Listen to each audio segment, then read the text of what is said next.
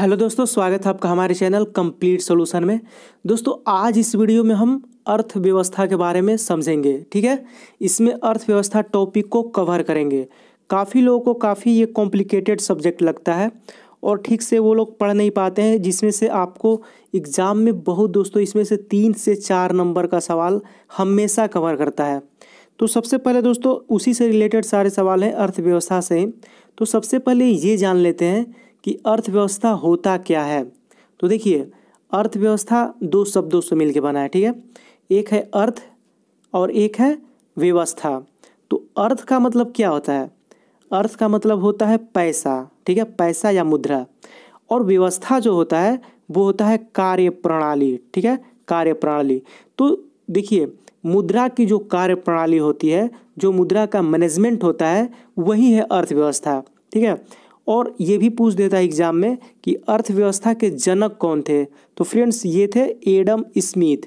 अब इसके बारे में थोड़ा डिटेल से समझ लेते हैं, इसको भी समझते हैं सारे सवाल को भी, लेकिन इससे पहले कुछ ज़रूरी जो बात है वो यहाँ पे जान लेते हैं। जैसे कि अर्थव्यवस्था कितने प्रकार का होता है। तो फ्रेंड्स यहाँ पे मुख्यतः 3 प्रकार का होता है। ठीक है, एक होता है आपको पूंजीवादी अर्थव्यवस्था, ठीक, दूसरा होता है समाजवादी अर्थव्यवस्था, और एक और होता है मिश्रित अर्थव्यवस्था।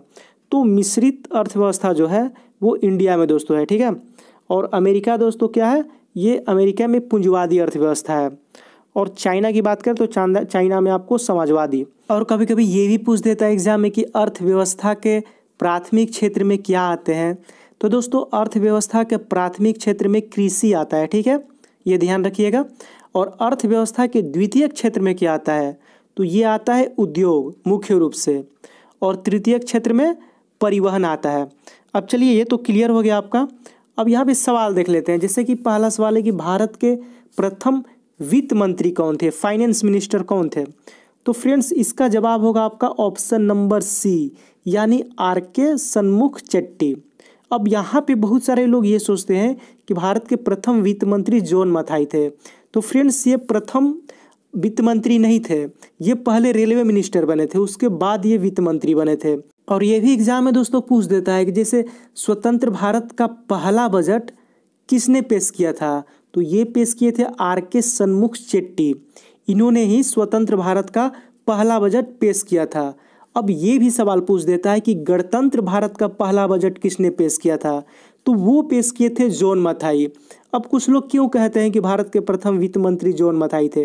देखिए, भारत के प्रथम वित्त मंत्री नहीं थे, एक्चुअली पहले ये रेल मंत्री बने थे, उसके बाद ये बने थे वित्त मंत्री। चेट्टी साहब जो थे वो 1947 से लेकर के 1949 तक वित्त मंत्री थे ये। ठीक है, और इसके बाद दोस्तों 1949 से लेकर के 1950 तक जॉन मथाई वित्त मंत्री थे। ठीक है, तो ये तो आपका क्लियर हो गया। और ये भी सवाल कभी कभी दोस्तों टच कर देता है कि गणतंत्र भारत के पहला बजट जो जॉन मथाई पेश किए थे वो कब किए थे। तो वो किए थे 28 फरवरी 1950 को। ठीक है, तो ये आपका क्लियर हो गया। अब चलिए अगला सवाल समझ लेते हैं यहाँ पे। और यहाँ पे ये भी जान लेते हैं कि दोस्तों अभी जो करेंट में वर्तमान में जो वित्त मंत्री हैं वो कौन है। तो वर्तमान में वित्त मंत्री अरुण जेटली हैं। और रेलवे मंत्री की बात की जाए दोस्तों तो वर्तमान में रेलवे मंत्री पीयूष गोयल हैं, जो कि पहले सुरेश प्रभु थे, अब पीयूष गोयल हैं।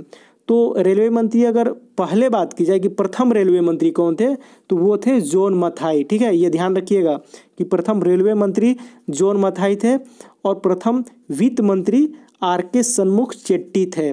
और इनके बाद दोस्तों ये बने थे आपको जॉन मथाई, इनके बाद बने थे वित्त मंत्री। तो ये तो आपका क्लियर हो गया। अब चलिए बढ़ते हैं अगले सवाल की तरफ। अब यहाँ पे दूसरा सवाल है दोस्तों कि वह अवस्था, ध्यान दीजिएगा सवाल पे, बहुत काफ़ी इंपॉर्टेंट है। वह अवस्था जिसमें मुद्रा का मूल्य गिर जाता है और कीमतें बढ़ जाती है क्या कहलाती है। तो दोस्तों इसका जवाब होगा ऑप्शन नंबर सी, यानी मुद्रास्फीति, जिसको इंग्लिश में बोलते हैं इन्फ्लेशन। क्या बोलते हैं? इन्फ्लेशन बोलते हैं। अब ये मुद्रास्फीति होता क्या है। तो दोस्तों इसको अगर आसान भाषा में समझा जाए तो मुद्रास्फीति का मतलब होता है महंगाई। सीधे सीधे भाषा में समझिए, मुद्रास्फीति का मतलब होता है महंगाई, यानी कि पैसे की कीमतों में गिरावट। इसको ऐसे भी बोल सकते हैं कि पैसे की कीमतों में गिरावट। जैसे कि मान के चलिए कि आज से 5 साल पहले, ठीक है। आज से 5 साल पहले जो सामान 50 रुपये में मिलता था वो अब 500 रुपये में मिलता है। क्यों? क्योंकि पैसे की कीमतों में ये गिरावट हो गई सीधा सीधा। अब देखिए, मान के चलिए यहाँ पे जब देश स्वतंत्र हुआ था तो उस समय क्या था, उस समय $1 का वैल्यू 4 रुपये के बराबर था। अब देखिए कितना पहुँच गया, अब लगभग 70 से ऊपर चला गया दोस्तों। तो ये क्यों हुआ दोस्तों? ये मुद्रास्फीति की वजह से हुआ है, ठीक है। अब इसका कारण क्या है, मुद्रास्फीति क्यों होता है दोस्तों? तो पहला तो दोस्तों कारण है कि इंटरनेशनल लेवल पे जब मनी वैल्यू जब घटता है, जब पैसे का जो वैल्यू है इंटरनेशनल लेवल पे जब घटता है तो ये कारण है। दूसरा कारण है दोस्तों यहाँ पे कि जो वस्तु की मांग, जो वस्तु का डिमांड है वो ज़्यादा हो जाता है। जैसे मान लीजिए कोई सामान कम प्रोडक्शन हो रहा है और उसका ज़्यादा डिमांड है तो पैसा तो ज़्यादा देना पड़ेगा, 50 के बदले 500 देना पड़ेगा, तो पैसे की वैल्यू वहाँ पे तो कम हो गई। ये भी एक कारण है। कीमत बढ़ जाती है, ये कारण है। महंगाई बढ़ जाएगी, तो ये सारी चीज़ें जो है वो मुद्रास्फीति का ये सारा कारण है दोस्तों। तो ये तो क्लियर हो गया आपको कि मुद्रास्फीति क्या होती है। तो मुद्रास्फीति सीधे सीधे भाषा में कहा जाए तो पैसे की कीमतों में गिरावट है, ठीक है। तो ये तो क्लियर हो गया आपका कि वह अवस्था जिसमें मुद्रा का मूल्य गिर जाता है और कीमतें बढ़ जाती है क्या कहलाती है, तो वो मुद्रास्फीति कहलाती है, जिसको इंग्लिश में इन्फ्लेशन कहा जाता है। क्या कहा जाता है? इन्फ्लेशन, ध्यान रखिएगा। अब चलिए बढ़ते हैं अगले सवाल की तरफ। अगला सवाल दोस्तों यहाँ पे है कि सरकार द्वारा, यह भी काफ़ी इम्पोर्टेंट सवाल है, सरकार द्वारा पुरानी मुद्रा को समाप्त करके नई मुद्रा चलाना क्या कहलाता है, ठीक है।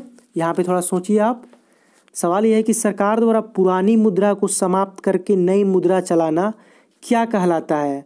तो फ्रेंड्स ये कहलाता है विमुद्रीकरण, ठीक है। यहाँ पे आपका ऑप्शन नंबर बी सही हो जाएगा, यानी इसको विमुद्रीकरण यानी डीमोनेटाइजेशन इसको कहा जाता है। अब इसको समझते हैं थोड़ा सा। देखिए, जब किसी भी देश की सरकार, किसी भी देश की गवर्नमेंट जब लीगली यानी कानूनी तौर पे पुरानी करेंसी को बंद करके जब नई करेंसी लाने की घोषणा करती है तो वो दोस्तों होता है डिमोनेटाइजेशन यानी विमुद्रीकरण। इसको विमुद्रीकरण कहा जाता है। इसमें होता क्या है दोस्तों कि पुराने नोटों की जो वैल्यू होती है वो ख़त्म हो जाती है। अब देखिए, हमारे देश में दोस्तों प्राइम मिनिस्टर नरेंद्र मोदी ने 8 नवंबर, ध्यान रखिएगा, 8 नवंबर 2016 को ये नोटबंदी की थी। तो उस समय दोस्तों ये भी देखिए सवाल आ जाता है इसमें कि उस समय आरबीआई के गवर्नर कौन थे। तो फ्रेंड्स उस समय थे उर्जित पटेल। तो इन्होंने क्या किया था कि आपको 8 नवंबर 2016 को 500 और 1000 के नोट को लीगली रूप से अनाउंस करके बंद कर दिया था। और ये क्यों किया गया था और क्यों किया जाता है दोस्तों? तो ये इसलिए किया जाता है कि ब्लैक मनी पे, आपको ब्लैक मनी पे लगाम लगे, करप्शन पे रोक लगे, नकली नोट जो बन रहा है वो बंद हो जाए। तो इन सारी चीज़ों के लिए और अर्थव्यवस्था को जो इकोनॉमिक्स है हमारे देश की जो अर्थव्यवस्था है वो स्ट्रोंग रहे, इन सब चीज़ों के लिए ऐसा किया जाता है। अब देखिए, बहुत सारे कंट्री है जो इस काम को हमेशा करती रहती है, लेकिन कुछ कंट्री जैसे वेनेजुएला वगैरह हो गया, तो वेनेजुएला का इतना पैसा का जो वैल्यू है इतना गिर चुका है नीचे कि वहाँ पे अगर आप जाते हैं तो 1 लीटर दूध खरीदने के लिए जो वेनेजुएला का जो पैसा होता है उस पैसे से आप खरीदिएगा वहाँ पे तो 1 लीटर दूध का कीमत 13,000 रुपये है। बहुत सारे लोग विश्वास नहीं करेंगे, लेकिन रियली दोस्तों 1 लीटर दूध का कीमत वेनेजुएला में 13,000 रुपये है उनके रुपए के हिसाब से, और एक कंडे की कीमत लगभग 900 रुपये है। तो ऐसे दोस्तों है। और अभी इंडिया का जो पैसा अगर आप लेके जाते हैं तो 1 रुपये का वैल्यू 3,492 रुपये है वहाँ पे, जबकि 1 रुपये यहाँ पे 70 रुपये बराबर $1 है। तो उस हिसाब से 1 रुपये बराबर वहाँ पे 3,492 उनके पैसे के हिसाब से है। तो वहाँ पे दोस्तों पैसा बहुत कम अब चल रहा है, इसकी वजह से वहाँ पे सामान का लेन देन हो रहा है क्योंकि पैसे की वैल्यू काफ़ी कम हो गई है। तो ऐसे ऐसे होता है दोस्तों, पैसा इसी की वजह से जो बड़े बड़े नोट होते हैं उसको बंद कर दिया जाता है। जैसे कि मान लीजिए 5,000 10,000 का, पहले दोस्तों हमारे देश में 10,000 का भी नोट था, 1978 में इसको बंद कर दिया गया था। तो ये सारी चीज़ें हैं दोस्तों। ये इकोनॉमिक्स उतना भी दोस्तों टफ नहीं होता है, इसको अगर आप ध्यान से समझते हैं, 2-3 चीज़ें इसको पकड़ लेते हैं तो एग्ज़ाम में आप अच्छा खासा नंबर ला दीजिएगा। तो फ्रेंड्स यही अभी सवाल था, कुछ सवाल थे जैसे कि इसको समझ लीजिए। इसको हम थोड़ा दोहरा देते हैं कि सरकार द्वारा पुरानी मुद्रा को समाप्त कर नई मुद्रा का चलाना क्या कहलाता है।